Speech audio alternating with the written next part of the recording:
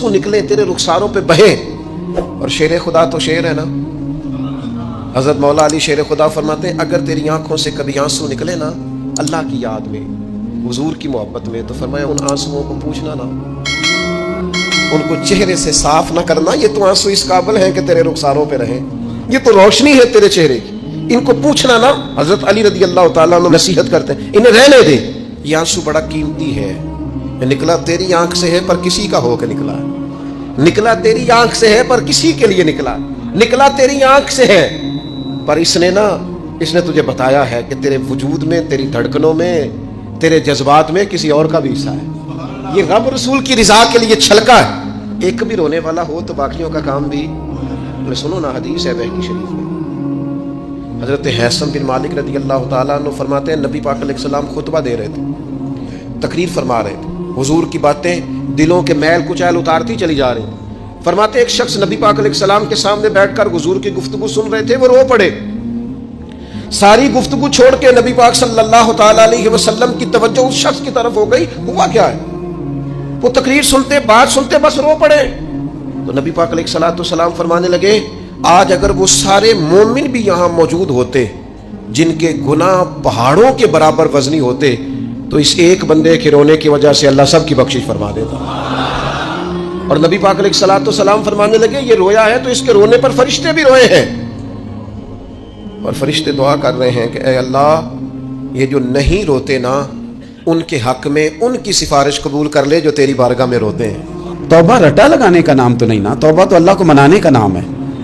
ایک شخص اپنے گناہ چھوڑنے کا ارادہ ہی نہیں کر رہا اور وہ اپنی غلطی کو غلطی تسلیم ہی نہیں کر رہا اور اپنی غلطیوں سے وہ پیچھے ہٹنے کو 2 قدم بھی تیار نہیں, تو توبہ کوئی رٹا لگانے کا نام تو نہیں. آپ توبہ طوطے کو رٹا دیں تو طوطا توبہ توبہ پکارتا رہے تو اس کو وہ چیز تو نہیں حاصل ہونے لگی. توبہ ایک بڑی خاص بات صوفیاء نے لکھی ہے, اگر آپ سمجھیں تو بڑا نفع دے گی. وہ کہتے ہیں جس طرح گھر چھوٹا بنانا ہو یا بڑا بنانا ہو زمین تو درکار ہوتی ہے کہ نہیں. زمین ہوگی تو گھر بنے گا, چاہے وہ چھوٹی سی کٹیا بنے یا بہت بڑا محل بنے, زمین کا ہونا ضروری ہے. اسی طرح آپ نے نیک اعمال تھوڑے کرنے ہیں یا زیادہ کرنے ہیں, توبہ کا ہونا ضروری ہے.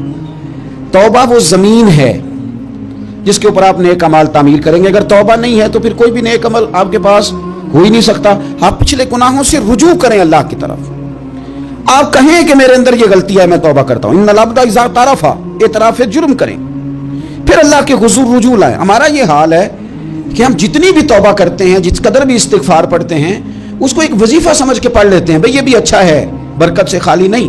لیکن توبہ کا حقیقی مفہوم یہ ہے کہ انسان اپنا محاسبہ کرے, اپنی پچھلی ساری زندگی اپنی آنکھوں کے سامنے لائے. اگر وہ سمجھتا ہے کہ اس حال میں مر گیا تو میرے لیے مشکل ہوگا منہ دکھانا اللہ رسول, تو پھر وہ فوراً سے پہلے اپنے گناہوں سے رجوع کرے اور اللہ کے حضور توبہ کرے. یہ توبہ کا مفہوم ہے. میرے رسول پاک صلی اللہ تعالیٰ علیہ وسلم نے اپنی امت کو اس طرف خاص رغبت حضور نے اپنی امت کی کرائی. رب بڑا مہربان ہے, بڑا ہی کریم ہے. وہ تو کسی بندے کی اونٹنی اگر کبھی گم ہو جائے صحرا میں, اور اس طرح گم ہو کہ پیسے بھی اونٹنی پہ ہو, کھانا بھی اونٹنی پہ ہو, کپڑے بھی اونٹنی پہ ہوں, علاقہ بھی صحرا کا ہو, اور اس نے کسی ٹہنی کے ساتھ باندھی ہو, پھر وہ سو جائے, سو کے اٹھے تو اونٹنی غائب ہو. اب وہ اتنا پریشان ہو کہ آگے پیچھے دائیں بائیں دیکھا تو پتہ چلا کہ اونٹنی تو غائب ہو گئی, نہ کھانا ہے, نہ پیسے ہیں, نہ کپڑے, نہ سواری ہے, علاقہ صحرا کا ہے, پیدل جا بھی نہیں سکتا.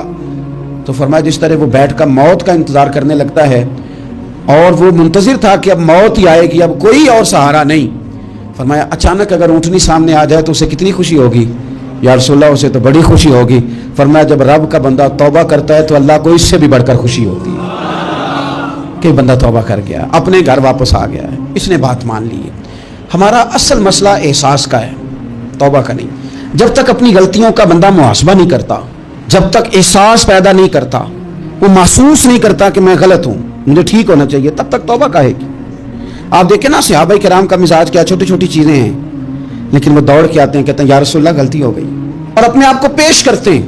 ایک خاتون نے آ کے پیش نہیں کیا کہ یا رسول اللہ میرے پیٹ میں ناجائز بچہ ہے, مجھے پاک کر دیں. کوئی پکڑ کے نہیں لایا, کسی نے آ کے اسے گرفتار نہیں کیا, مقدمہ نہیں کرایا, پرچہ نہیں درج کرایا, 14 دن کے ریمانڈ کے بعد نہیں مانی, خود آئی اور آ کے کہا حضور میرے سے غلطی ہو گئی ہے, مجھے معاف کر دیں. تو رسول پاک صلی اللہ تعالیٰ علیہ وسلم نے بچے کی ولادت کے بعد اسے دوبارہ بلایا، کہا بعد میں آنا، وہ آئی، اسے سنسار کیا گیا۔ تو جب کسی شخص نے کہا نا کہ یہ تو بڑی نفس کے ہاتھوں گرفتار عورت تھی اور کتنا بڑا جرم کیا، تو پھر حضور نے پتہ کیا فرمایا؟ فرمایا چپ کر جاؤ، تم نے گناہ دیکھا ہے، تم نے اس کا احساس نہیں دیکھا۔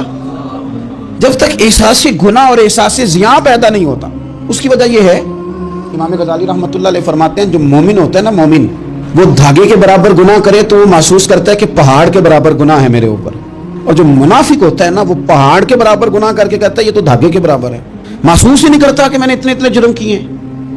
وہ تسلیم کرنے کو تیار نہیں ہوتا، جب تک تسلیم نہیں کرتا تب تک توبہ کا کوئی معنی سمجھ میں نہیں آتا۔ اور توبہ کریں تو پھر توبہ نہ، اور بھائی جس نے ماننا ہوتا ہے وہ تو اشارے سے بھی مان جاتا ہے، اور جنہوں نے نہیں ماننا نا، میں کئی دفعہ کہتا ہوں یہ میرا جو دور ہے یہ سیانے لوگوں کا دور ہے، سمجھدار زیادہ ہیں، اور سمجھدار بھی اس طرح کے سمجھدار نہیں جس طرح کا معاملہ فہم سمجھدار ہوتا ہے۔ سمجھدار چالاک قسم کے، اپنے حق میں سمجھدار اور اپنے ذہن کے مطابق فیصلہ کرنے والے لوگ۔ پھر ہم بہت ساری جگہوں پہ ٹامک ٹوئیاں کھاتے ہیں۔ جس نے ماننا ہے اس نے اشارے سے بھی مان جانا ہے، اور جس نے نہیں ماننا اس نے کہنا مجھے 24 سال ہو گئے فلانی جگہ جمعہ پڑھتے پر میں ماننے کو تیار نہیں ہوا۔ نہیں نہ ماننا تو مجھے 20 سال ہو گئے فلانی جگہ جاتے آتے، بس نہیں ماننا تو پھر مزاج نہیں ہوتا۔ جس نے ماننا ہے، حضرت فضیل بن عیاض رحمۃ اللہ علیہ ڈاکو تھے، اور نیلے ڈاکو نہیں تھے، ڈاکوؤں کے سردار تھے۔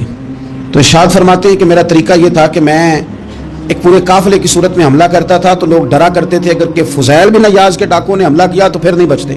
ایک دن گزر رہا تھا تو ایک قاری صاحب آیت پڑھ رہے تھے، لا تقنطوا من رحمت اللہ، اللہ کی رحمت سے کبھی نا امید نہ ہونا، ان اللہ یغفر الذنوب جمیعا، بے شک وہ سارے ہی گناہ معاف کر دے گا۔ آپ فرماتے ہیں میرے دل میں بات اثر کر گئی، ماننا ہے نا۔ جس نے نہیں ماننا اس نے 6666 آیتوں کا ترجمہ پڑھ کے بھی توجہ نہیں کرنی۔ آپ ارادہ کریں نا، آپ اپنے دل کی زمین کو زرخیز بنائیں۔ فرماتے ہیں میں فوراً وہ آیت سنی تو میں رویا، اور میں وہ حافظ صاحب کے پاس چلا گیا، ان سے اجازت لی، ان کے کمرے میں داخل ہوا۔ میں نے کہا آپ نے بھی آیت پڑھی ہے کہ اللہ سارے گناہ معاف کر دے گا؟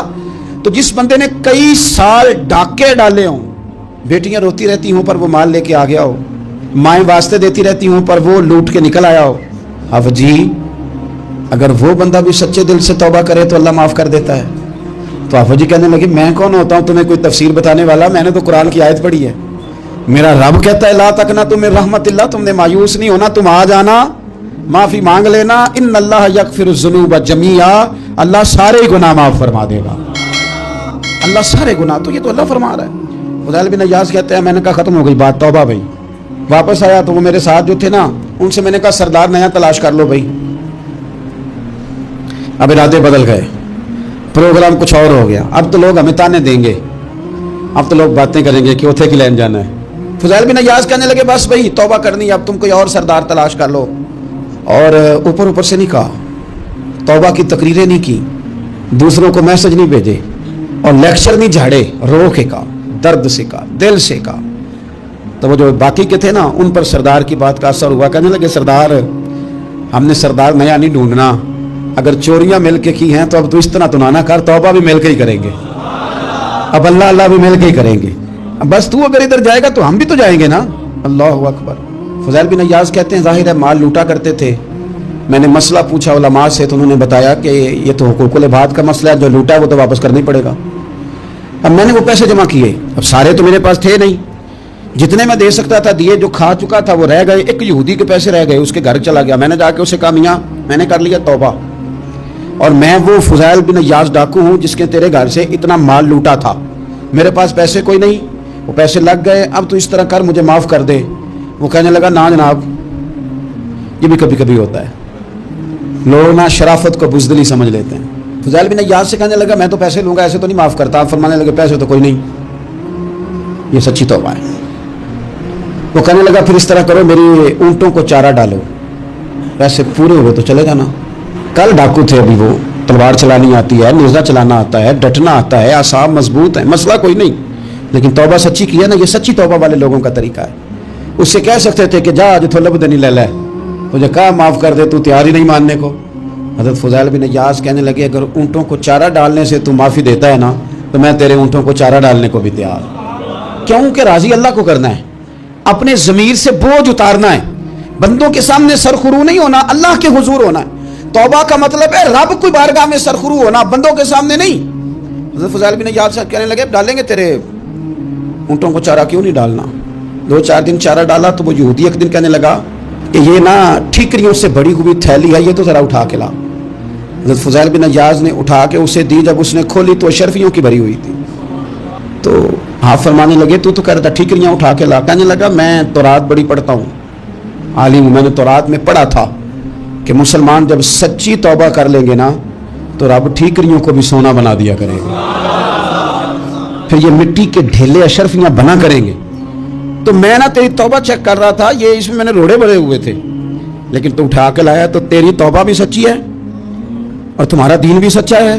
अब इस तरह का माफ़ी इस शर्त पे दूंगा कि मुझे कलमा पढ़ा ताकि मैं भी मुसलमान हो जाऊँ। तौबा के मामले में एहसास, और मैंने कहा कि जिसने इशारा लेना, इशारा, एक ज़ाज़ान नाम का ना गवैया था, आवाज़ बड़ी सुरीली थी।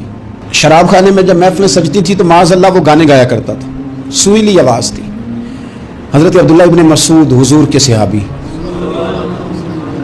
हुजूर ने फरमाया अब्दुल्लाह इब्ने मसूद उसी तरह कुरान पढ़ते हैं जिस तरह मेरे ऊपर नाजिल हुआ था। अब्दुल्लाह इब्ने मसूद ना छोटा कादर, पतली पतली टांगे थी हज़रत अब्दुल्लाह इब्ने मसूद की। एक दिन दरख्त पे चढ़े हुए थे तो कुछ लोगों ने ना, बच्चे करते हैं ना मजाक, माज़अल्लाह कुछ ने कहा कितनी पतली टांगे।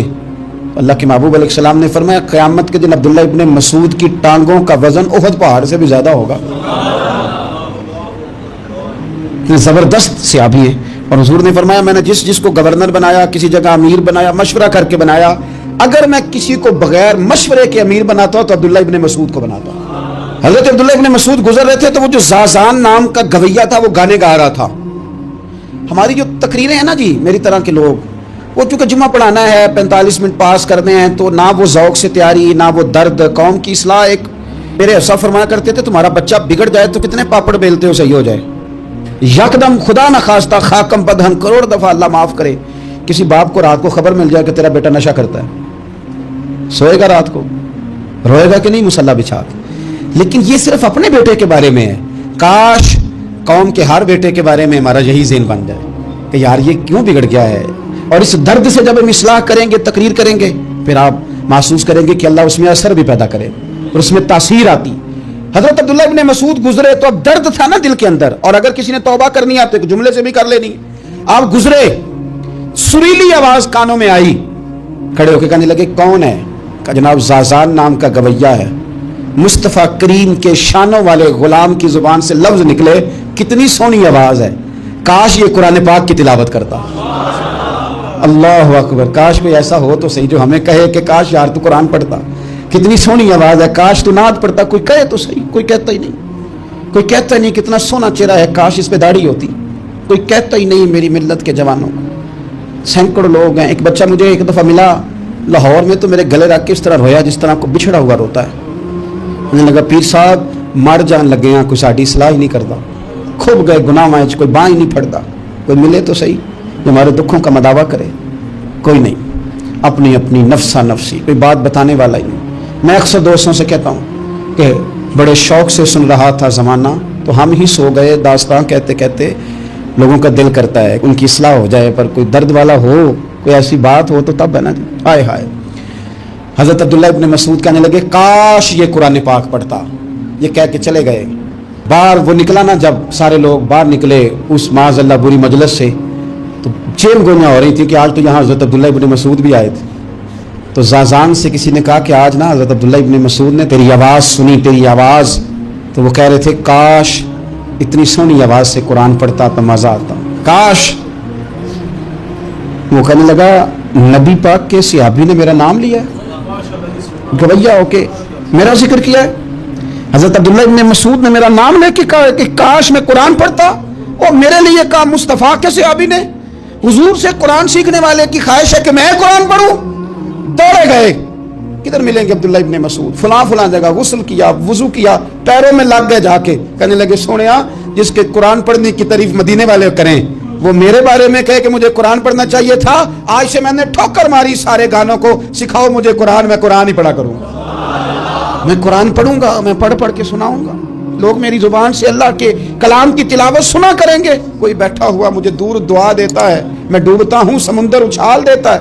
کوئی تو ہو نا جو کہے, کوئی تو ہو. فرمانے لگے بس ہو گئی حضور, آپ دیکھیں گے میں قرآن ہی پڑھوں گا, میری زبان سے اللہ کی